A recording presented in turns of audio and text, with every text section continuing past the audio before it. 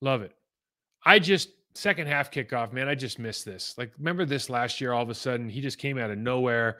We're in the doldrums and the special teams isn't doing well. And then God, this guy just, let's let that Nixon kid return the ball. And all of a sudden it's just fireworks, man. This guy is just fireworks. Can't get enough of those guys. This play, first play from the line of scrimmage of the game, or of the second half. This might be 101. I have never seen this in my life. I mean, you can't. I know the kid feels bad, but brother, you cannot make that up. You just cannot make that up. What are you reaching for? You don't reach for the end line. I mean, 12 personnel by the Rams. Don't see this a lot. They run 11 most of the time. So they run 12. This is a really interesting blocking scheme because they fake blocking Preston Smith. They pull the guard and end up kicking him out on like a counter gap move without a fullback. Really smart play here. You see Preston comes outside and they end up getting a really good hole because, again, what are they good at? They're good at double teams. So now you're just putting in a situation where you got an extra double team with two tight ends. They leave Preston to go outside. If he goes outside that double team, you create the natural hole. He's doing what he's supposed to do. It's by design, but it's a good play scheme. Okay. So Wicks is over there. They flash this on the TV, and I'm in. Man, you will never see this. So Aaron Jones, what a leader! He goes there, literally puts his arm around him. Oh, it's okay. Who knows what they're saying? They're hyping each other up again, making him feel better. That's great. But then this is my favorite part. So Dobbs comes over and he goes, "I'm going to put my hand around you too." Let me tell you something. I've given up a lot of sacks and bad things have happened. Not once in my damn career did I have not one, but two guys come over and give me the double arm over the shoulders, man. It's going to be all right. I love it. And a head. I didn't notice the helmet, Pat. Boy, oh boy, this team is just full of love. That's fantastic. So we got a 4-man rush. And you'll see Devondre Campbell's mad at himself here, and you'll see why.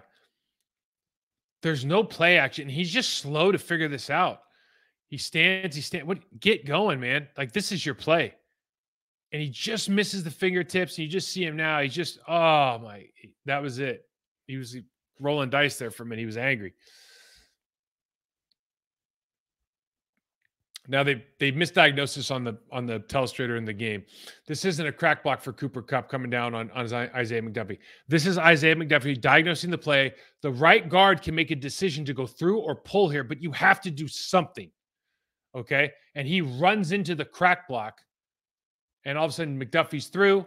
You see Enigbari does a great job as well. But again, this is my guy right here. Just making plays. Now we got that 2 tight end look. You see the wing tight end is hipped off, but he can't go backside. They're going to run play side slip here. Okay, and this is good for these guys because it gives you that feeling you're connected. You're practicing this with a guy that's in your room. You're going to get more reps with it. And they're not good at it yet, but they will get good at this. And it's a 275-pound defensive end versus these two guys, and you're usually going up to a corner or a safety. So this is this is another good block. And what happens is if you get the movement, then Byron Young on the backside, who led the team in tackles and sacks, had a good day, has to make this play down the line of scrimmage. And this is a perfect play for A.J. Dillon. If you're thinking like, what does A.J. Dillon do well? It would be this, right? Mid-zone, cut back off the backside of the tackle. What's the number one thing? Can't get penetration on the front side. That's happened too often this year, but it didn't happen on that play. It didn't happen a lot yesterday. Of course, we got a flag holding call on Myers. I didn't know if I believe it or not. It's sometimes with these calls, it's too much. So where have we seen this play before? We line up in a bunch look. We motion over to bunch. Tight end block. We swing the ball over. Where do we see this play before? It's like 9 minutes in the... it was on the first series for the Rams. That's right. They don't motion to it. They start in the bunch look. We have two guys take off. But you see the tight end down here. Now, I don't know why he doesn't throw it right now. I don't know what, who knows what the quarterback's doing. Maybe he's supposed to check this linebacker to see if he's biting on this running back and he wants to throw in the window where the G is right now. But he's supposed to give the ball to the running back right now. You see the tight end's just sitting here ready to block Preston. He's not running a route. It's the exact same play. This is the exact same play that they just ran. They ended up running this like an option. It looked really good. Tight end Higbee does a good job blocking Preston out in space there. But man, I'm watching this play and you're going, I mean, literally the exact same play or, pretty darn near it. Same personnel group. Everything's the same.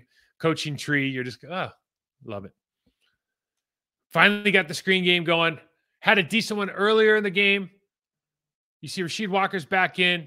Jenkins is back downfield. I mean, this is fantastic. Aaron Jones gets 10 yards. Watch the finish by Walker here. Fantastic. Love it. Get the toss. Tucker Kraft, maybe his first pancake of the year. I don't know, but I'm going to celebrate it. I know that. Get down. Lovely. Oh, okay. Now listen, it sucks that he fumbled and, it's raining and the whole thing. It sucks that you fumble. It's a sloppy game. But let me tell you something. One thing happens when guys fumble and when they recover them. And what is that one thing? Big men go hunting. Let's go, boy.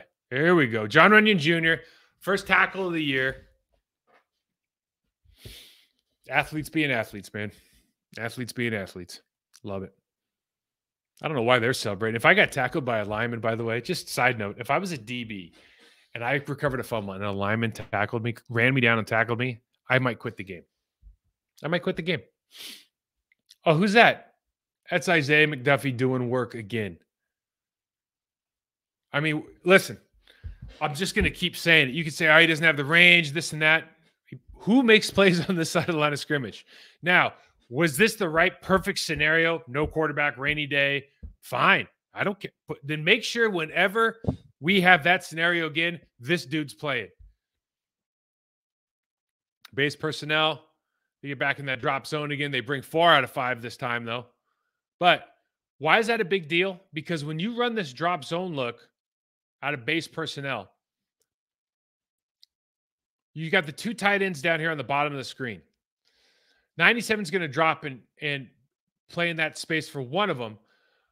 But when Musgrave goes across the field, what this really means is if you run your routes correctly and you vacate the upper right the upper right numbers, then the second linebacker has to chase him across.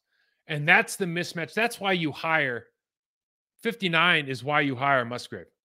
This is why you draft him. Because in these scenarios, this is a complete mismatch. 59 will never be able to run, jump, catch, do athletic things at the level that Musgrave can. And so the more opportunities you get for this to be in this position under center, 12 personnel, you've already had success running out of that formation. All of those things start adding up.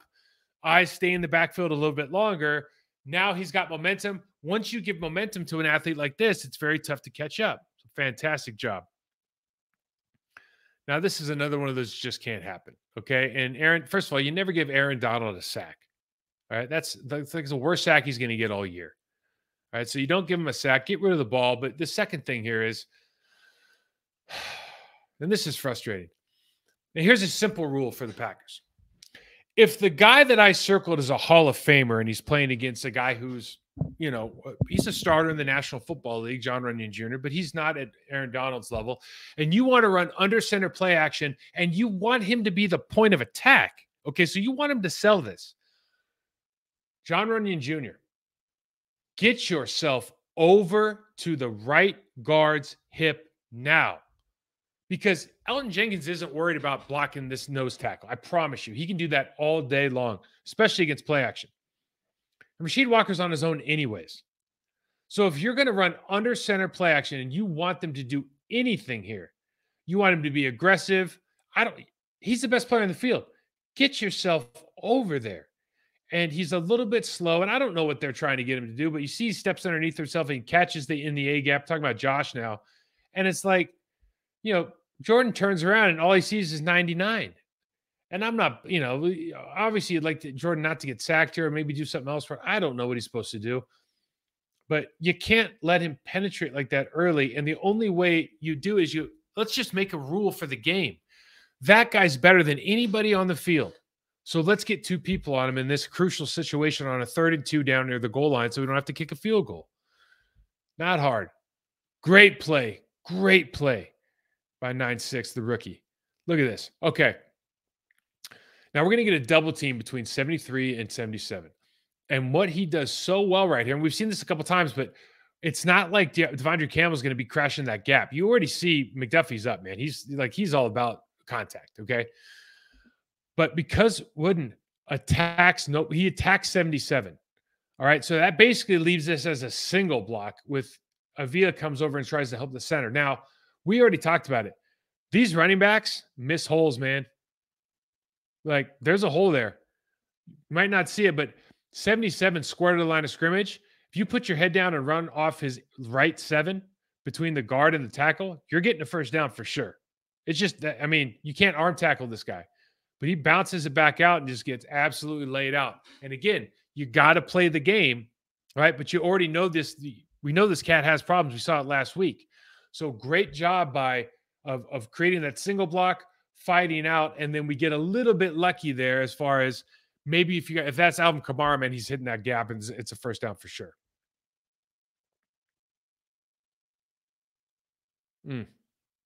Freeman. And this is why you say sometimes you're playing the game.